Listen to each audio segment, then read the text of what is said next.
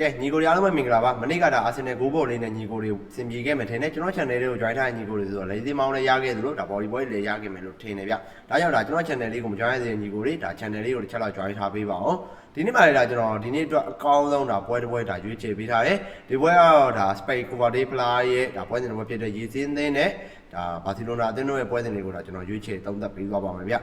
ဒီပွဲစဉ်ကတော့ဒီနေ့ည2 နာရီခွဲမှာဒါရေစင်းတဲ့အိမ်ခွဲမှာသွားရောက်ရှင်မဲ့ကစားကြမှာဖြစ်တယ်။တိတ်တိတ်ဆုံမှုရတော့ဘာစီလိုနာကအသင်းကြီးဖြစ်နေတဲ့အတွက်ကြောင့်ဘာစီလိုနာကပဲတာထားတယ်ဗျ။ဒါပေမဲ့နောက်ဆုံးကစားထားတဲ့ပွဲစဉ်တွေကိုကြည့်မယ်ဆိုရင်တော့ဘာစီလိုနာကနောက်ဆုံးကစားထားတဲ့9ပွဲမှာဘာစီလိုနာနဲ့9ပွဲလုံးအနိုင်ရထားတယ်။တစ်ဖက်ကရေစင်းရဲ့ဒါနောက်ဆုံးကစားထားတဲ့9ပွဲကတော့ဒါ3ပွဲသိရေတပွဲနိုင်တပွဲရှုံးဆိုလို့ရတဲ့မျိုးပိုင်ဆိုင်ထားတာကိုတွေ့ရဗျ။ရေစင်းသင်းကလည်းဒါလာလီဂါ2မှာဆိုရင်ဒါအဆင့်1နေရာမှာရှေ့ပြေးနေတဲ့အသင်းဖြစ်တယ်။ဒါတန်းတက်လာဖို့လည်းတော်တော်လေးများနေတဲ့အသင်းဖြစ်တယ်ဗျ။ရေစင်းသင်းရဲ့ဒါပြီးခဲ့တဲ့ပွဲစဉ် Copa del Play ရဲ့ပွဲစဉ်မှာတော့ဒါ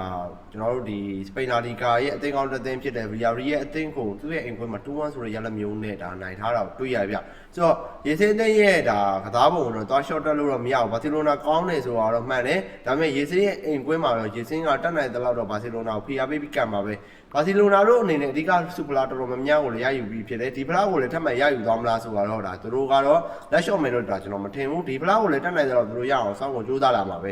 မနေ့ကဒါ Real လည်းပြုတ်သွားပြီဆိုတော့ဒီနေ့မှာဘာစီလိုနာတို့ဒါ Real တို့ပြုတ်သွားတာကိုဒါဘာစီလိုနာတို့ကသူတို့မပြုတ်ကြောင်းကိုပြသတဲ့အနေနဲ့ဒီနေ့ပွဲမှာတော့ဘာစီလိုနာတို့ကနိုင်ဖို့ရာခိုင်နှုန်းများတယ်ဒါကြောင့်လည်းဒီပွဲကိုဘာစီလိုနာတို့ပို့ပြီးတော့အာရုံစိုက်ပြီးတော့ဒါကန်လာမယ်နော်ဒါကြောင့်လည်းဒီပွဲမှာဘာစီလိုနာအနေနဲ့ဒါ Real ထက်တာအောင်မဖြစ်မနေဒီပွဲကိုနောက်တစ်ဆင့်တော့ထပ်တက်အောင်ဒါကြိုးစားလာမှာဖြစ်တယ်ဗျတစ်ဖက်ကရေစင်းကလည်းဒါခြေစွမ်းကောင်းတယ်ဘာစီလိုနာကလည်းခြေစွမ်းကောင်းတယ်ဆိုတော့နှစ်သိန်းလုံးကတော့ဒါတော်တော်လေးဒါဂိုးမြူးမယ်လို့ကျွန်တော်မြင်ထားတယ်ဒါပေးထားတဲ့ကြီးတန်းရဘာစီလိုနာကနှလုံးသိရေကိုပေါင်းကြီးဒါ၄လုံးသိရေဆိုတဲ့ကြီးတန်းမျိုးကတော်တော်လေးတော့အစိုးရကိုပေါင်းအပေါ်နေလို့ကောင်းတဲ့ကြီးဒါနှစ်သိန်းလောက်ကိုသွင်းရရှိရဆိုတော့ဒီပွဲလေးကိုပေါင်းအပေါ်တက်သွားမယ်လို့ကျွန်တော်မြင်တယ်ဘော်ဒီမှာဆိုရင်တော့ဘော်ဒီအောက်ပဲပေးသွားမှမြင်တယ်ဘာစီလိုနာဘော်ဒီနိုင်တာလေးများနေပြီဆိုတော့ဒီပွဲမှာတော့ဘာစီလိုနာကိုကျွန်တော်ဘက်ကလိုက်ချင်တယ်ဘာစီလိုနာအမြင့်ဆုံးနှလုံးပဲလို့ဒါကျွန်တော်မှန်းထားတယ်တစ်ဖက်ကရေစင်း9ရမယ်ဆိုတော့ကျွန်တော်တို့1-2ဒါ2-2ဒါမှမဟုတ်လေ3-2အဲ့လိုမျိုးတွေသွားမယ်လို့ကျွန်တော်မြင်ထားတယ်ဒါမှမဟုတ်လေဘာစီလိုနာ1-3လောက်နဲ့လည်းနိုင်သွားနိုင်တယ်ဒါကြောင့်တေချာတဲ့ရွေးချယ်မှုကတော့ဒါကျွန်တော်လေးလုံးသိရကြီးတဲ့မှာဒါကျွန်တော်ကိုပေါင်းအပေါ်ပဲနေခြင်းနဲ့